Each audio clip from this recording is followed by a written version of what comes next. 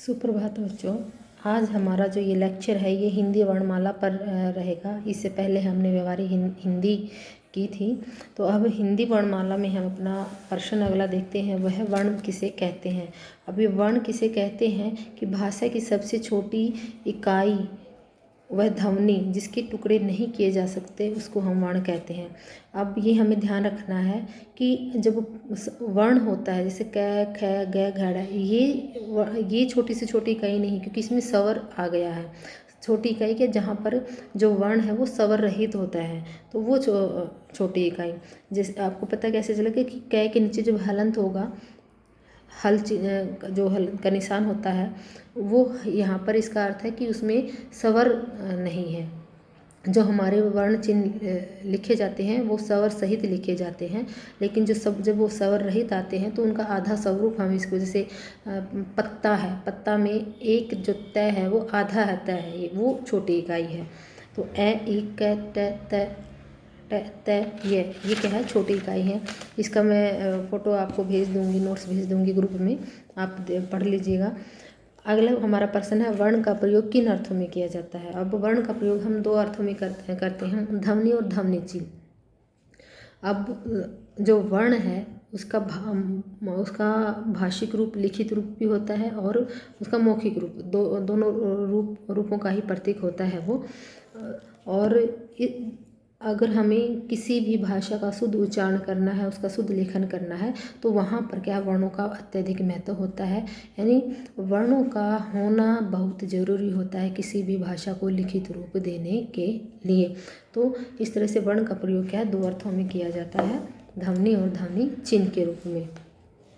वर्णमाला से क्या अभिप्राय है, हमारा अगला प्रश्न है। मानक देवनागरी वर्णमाला लिखिए। वर्णमाला सभी को आती है, क्योंकि आप प्ले से लेकर अभी यहाँ तक ग्रेजुएशन आपका हो जाएगी आपकी, तो आपको सभी को वर्णमाला का पता होना चाहिए। तो वर्णमाला होती क्या है कि वर्णों के जो व्यवस्थित समूह होता है उसको हम क्या कहते हैं, वर्णमाला। एक व्यवस्थित, ऐसा नहीं कि कहीं कहीं, क्योंकि जो हिंदी क्या है जिसकी लिपि देवनागरी है वो एक वैज्ञानिक तो आधार पर व्यवस्थित की गई है। ऐसा नहीं है कि जैसे अंग्रेज़ी में जो अल्फ़ाबेट है कहीं कहीं उठाकर डाल दे, ऐसा नहीं है।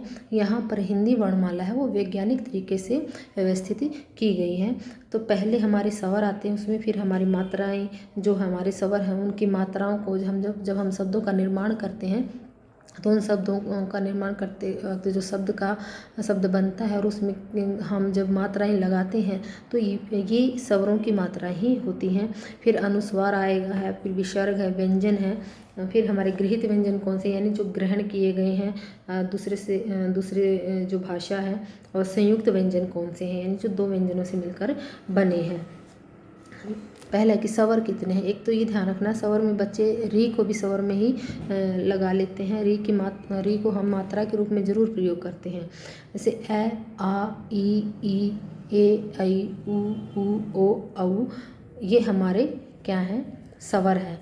और री जो बीच में आ जाता है ये हमारा सी में नहीं, जो हमारा स्वर में नहीं है, हम इसको मात्रा के तौर पर ज़रूर प्रयोग करते हैं। मात्राएं ये जो अभी हमने कहा है, ए का हम जब हम वर्णों को लिखते हैं तब तो हम स्वर सहित वो ए ही आता है। जैसे क, अभी हमने पहले कहा था कि वह छोटी से छोटी इकाई जिसके टुकड़े नहीं किए जा सकते, लेकिन जब उसमें स्वर आ जाता है तो हर एक जो वर्ण होता है वो इस ए के साथ मिलकर ही पूर्ण होता है। आ, जैसे खाना है, ख से ख के साथ में आ की मात्रा लगकर वो खा बनता है। तो ई जो आगे छोटी ई, बड़ी ई हम बोलते हैं, जो आगे मात्रा लगाते हैं वो हमारी छोटी की मात्रा होती है। जो पीछे जो मात्रा लगाते हैं हमारी बड़ी की मात्रा लगाते हैं। समझाने के लिए भी कह देते हैं कि हमेशा जो बड़ा व्यक्ति है वो छोटे को आगे लेकर चलता है उसकी सुरक्षा के लिए, और पीछे उसकी सुरक्षा के लिए पीछे खड़ा होता है। तो इस तरह से भी हम बच्चों को जो पढ़ाते हैं तो ये हमें होता है, ये उच्चारण से हमें पता चल जाता है कि कौन सी मात्रा, से ऊ, खुराना, तो ये क्या है हमें पता चल जाएगा। और बड़े ऊ की मात्रा है जैसे कुल, तो इससे अर्थ परिवर्तन भी हो जाता है। जब हम कई बार बच्चे करते हैं ना कि जो वर्तनी अशुद्धि होती है कि मात्रा ही तो की ही तो गलती है, वर्तनी अशुद्धि के साथ साथ मात्रा की गलती मात्र नहीं है, वहाँ पर आप उसका अर्थ परिवर्तन भी कर देते हैं। इसलिए मात्राओं का बहुत महत्वपूर्ण रोल होता है, महत्वपूर्ण भूमिका होती है किसी भी वाक्य के अर्थ को समझने के लिए। री, ए, ऐ, ओ, औ ये मात्राएं हैं हमारी। अनुस्वार, अंग और विसर्ग हमारे ए, जो हम कहते हैं प्रातः, जो है के तौर पर जो ध्वनि निकलती है तो ऐसा लगता है जैसे है का उच्चारण हो रहा होता है, लेकिन प्रातः है, वहाँ है नहीं है, वहाँ वो विसर्ग का ही प्रयोग कर रहे होते हैं। व्यंजन हमारे कितने हैं आगे देखिए, क, ख, ग, घ, ड़, च, छ, ज, झ, ण, ट, ठ, ड, ढ, ण, त, थ, द, ध, न, प, फ, भ, म, य, र, ल, व, श, स, है। और जो हमारे गृहीत हैं वो औ, जैसे डॉक्टर, कॉलेज में के वो हम करते हैं, प्रयोग करते हैं ऊपर। ज, फ, ये हमारे गृहीत हैं। संयुक्त व्यंजन में हम अक्षय, अज्ञ, तरह है, और हमारा है स्र, ये हमारे संयुक्त व्यंजन हैं। फिर हमारा हल चिन्ह किसे कहते हैं और उसका उदाहरण भी हमको देना है। उदाहरण देना है तो जो हल चिन्ह वह चिन्ह है जो वर्णों के नीचे लगाया जाता है, व्यंजनों के नीचे लगाया जाता है। जब जैसे हमारा हम स्वागतम में लगाते हैं मैं के नीचे, तो वो क्या है, हल चिन्ह होता है। और उस इसका अर्थ है वहाँ वो मैं पूरा नहीं है, वो क्या है, स्वर रहित व्यंजन हम वहाँ पर प्रयोग कर रहे हैं। जो क है वहाँ पर क के नीचे हल चिन्ह आ जाएगा, और जब हम उसमें ए लगाते तो वो हल चिन्ह हट जाता है। तो ये हमारा क्या है, अस्वर रहता है। अगर कोई व्यंजन जब हम पूरा लिखते हैं, वर्णमाला लिखते हैं, और जो हमारी होती है वो इस स्वर सहित होती है, और जब वो स्वर रहित होता है तो उसके हमें उसको ये दर्शाने के लिए कि यहाँ स्वर नहीं है, तो उसके नीचे हमें उस व्यंजन के नीचे हमको लगाना पड़ता है हल चिन्ह। तो इसका ये प्रयोग होता है हमारा स्वर रहित व्यंजन का। जब हम लेखन करना होता है तो वहाँ पर हमें हल चिन्ह का प्रयोग करना होगा। वर्ण कितने प्रकार के होते हैं और उनका हमने विस्तारपूर्वक उल्लेख करना है। यहाँ पर वर्ण दो प्रकार के हैं, स्वर और व्यंजन। अभी हमें पढ़े हैं कि स्वर जो हमने अभी पढ़े थे, जिनका उच्चारण हम बिना समय गवाए कर देते हैं और बिना किसी रुकावट के मुख से वो निकल जैसे ए, आ, ई, उ, ओ, औ। तो ये यहाँ पर कि और रे, ये स्वर हैं जो बिना अन्य वर्णों की सहायता के हम बोल सकते हैं, लिख सकते हैं। जबकि जो व्यंजन है हमारे, जो वर्ण हैं, जो व्यंजन वर्ण है, उनको लिखने के लिए, उनको बोलने के लिए हमें स्वरों की सहायता लेनी पड़ती है। जैसे कैसे है तक जितने भी हमारे व्यंजन हैं उनमें हमें स्वर की सहायता लेनी पड़ेगी, और वो हमारे कुल 33 व्यंजन हैं। फिर है अक्षर किसे कहते हैं, ये भी आ जाता है कि गृहीत व्यंजन कितने हैं, ओ, ज, फ, और संयुक्त कितने, 4, अक्षर, तरह, ज्ञ, श्र। और हमारे ये 33 व्यंजन हो गए, और अनुस्वार हमारा अंग, और विसर्ग हमारा ए, और 11 हमारे ये 11 है जो हमारे हैं ये स्वर हैं। अक्षर किसे कहते हैं और वर्ण और अक्षर का अंतर उदाहरण सहित बताएं। तो भाषा की वह छोटी से छोटी इकाई को हम वर्ण कहते हैं, और जिसके आगे हम टुकड़े नहीं कर सकते, जिसको तोड़ नहीं कर सकते। जैसे ए, आ, ई, री, क, ख, पूरा क नहीं, क, ख, है नहीं बोला है। फिर है हमारा, ये तो हमारा हो गया वर्ण। अब हमें अक्षर के बारे में, कि जो एक झटके में बोला जाता है और एक अर्थ लेकर आता है, तो उसको हम अक्षर कहते हैं। जैसे खा, पी, जा, ना, हाँ, ये हमारा क्या है, अक्षर है, और एक ही अर्थ लेकर आ रहा है और एक झटके में बोला जा रहा है, तो इसको हम क्या कहेंगे, अक्षर कहेंगे। तो ये था हमारा वर्णमाला का जो टॉपिक। आगे हमारा आ जाता है स्वर, कि ये तो हमने वर्ण और व्यंजन किए थे। अब हम स्वर का जो हमारा टॉपिक है उस पे है कि मुखाकृति के आधार पर स्वरों का वर्गीकरण कीजिए। अब मुखाकृति के आधार पर कैसे कि जब स्वरों का उच्चारण करते समय हमारे मुख का जो आकार हो जाता है तो वो उस स्वर की मुखाकृति बोली जाती है। उसे हम क्या कहेंगे, मुखाकृति। कि मुख की जिस आकृति के द्वारा जिस स्वर का उच्चारण होता है वो आकृति ही उस मुख के उस स्वर को उसी मुखाकृति के नाम से जाना जाता है। जैसे अग्र स्वर है। अब यहाँ पर क्या है, जब हम स्वरों का उच्चारण करते हैं तो हमारी जिह्वा वो सक्रिय रहती है, और जब जिह्वा का जो स्वर हैं जिनका उच्चारण करते समय जिह्वा का अगला भाग हमारा सक्रिय रहता है तो हम उनको कहेंगे अग्र स्वर। जैसे ई, ए, ऐ, इसमें हमारा जिह्वा का अग्र भाग सक्रिय रहता है। आप बोल के देख लीजिएगा, ऐसा नहीं कि मैं बोल रही हूँ और आप सुनते सुनते याद हो जाएगा, ऐसे नहीं, आपको बोलना पड़ेगा।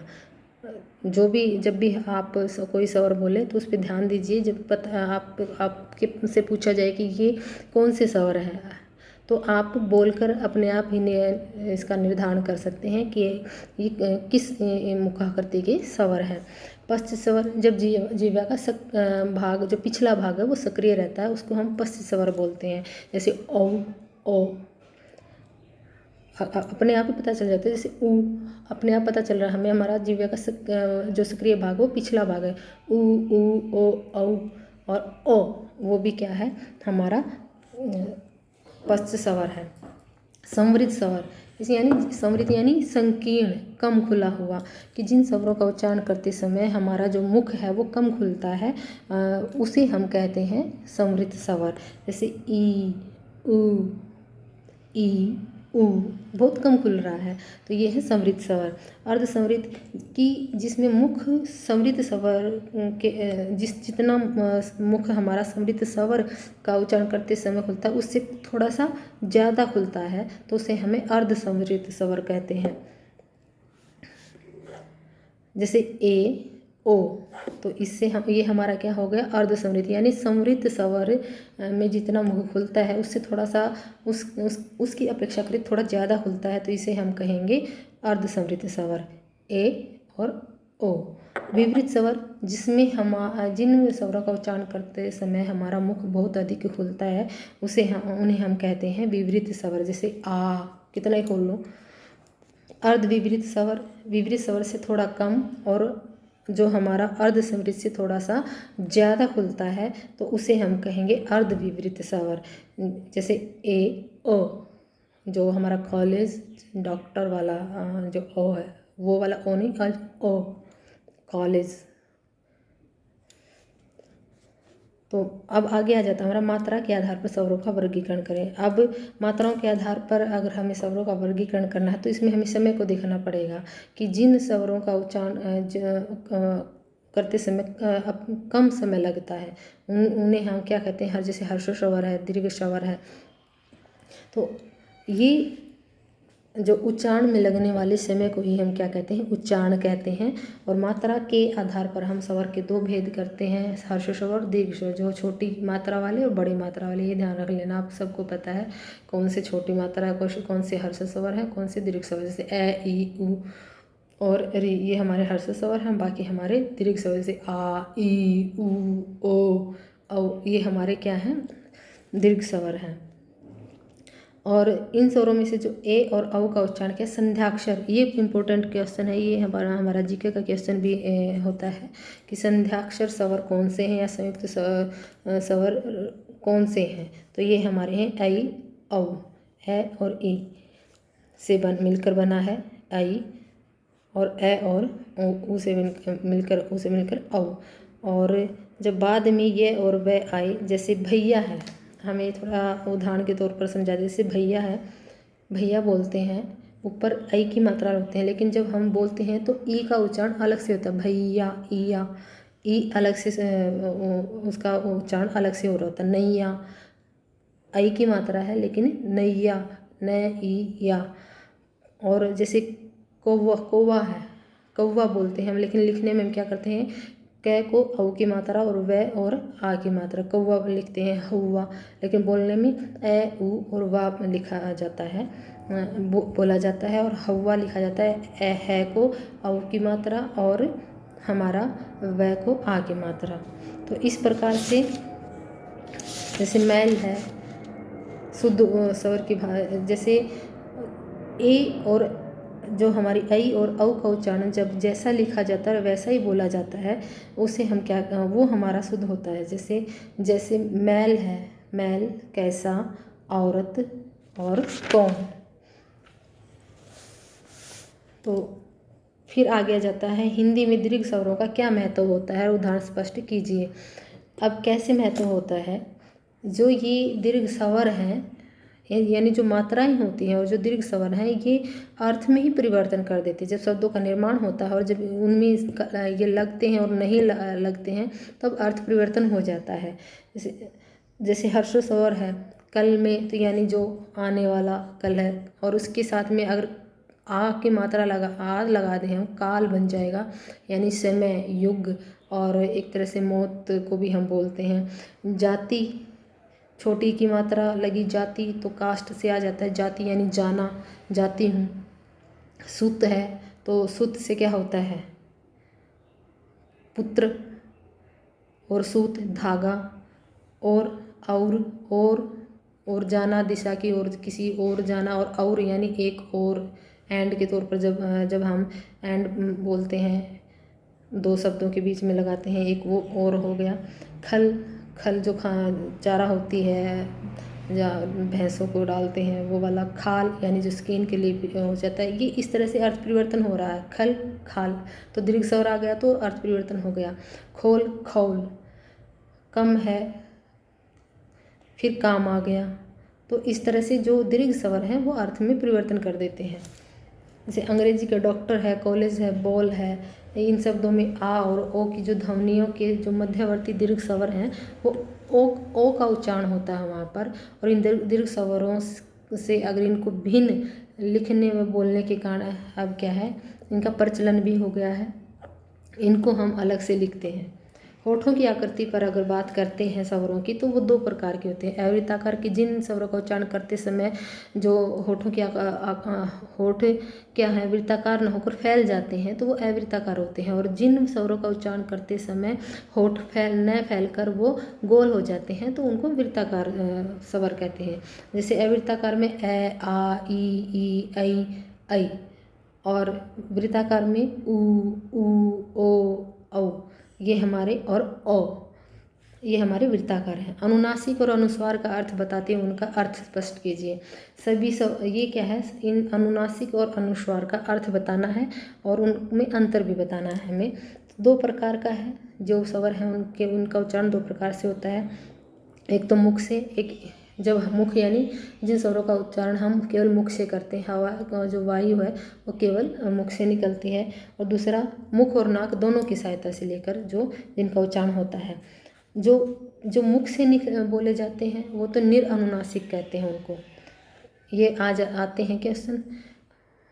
और जो दूसरे प्रकार के हैं यानी जो मुख और नाक से बोले जाते हैं उनको हम अनुनासिक, क्योंकि वो नाक का अनुसरण भी कर रहे होते हैं।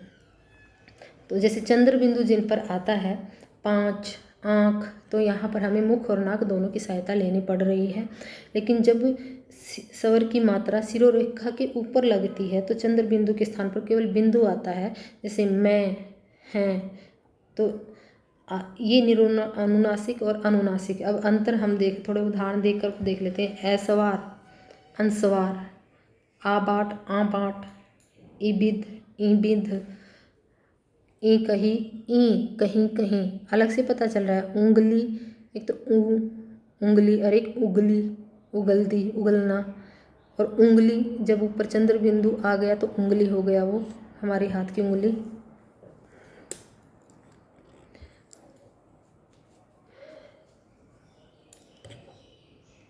अनुनासिक और अनुस्वार का अंतर इन दोनों में मूल अंतर क्या है कि अनुनासिक स्वर है और जबकि अनुस्वार अनुनासिक व्यंजन का संक्षिप्त रूप है। अनुस्वार अनुनासिक के साथ कहीं कहीं पर अर्थ भेद भी हो जाता है। जैसे हंसना, हंस। एक तो हंसना, स्माइल करना, एक हंस जो हमारा पक्षी होता है। तो हंस, हंसना, खुशी जाहिर करना, हंस वो हमारा एक प्रकार का जो प्राणी पक्षी है। तो इस तरह से अर्थ में भी परिवर्तन हो जाता है।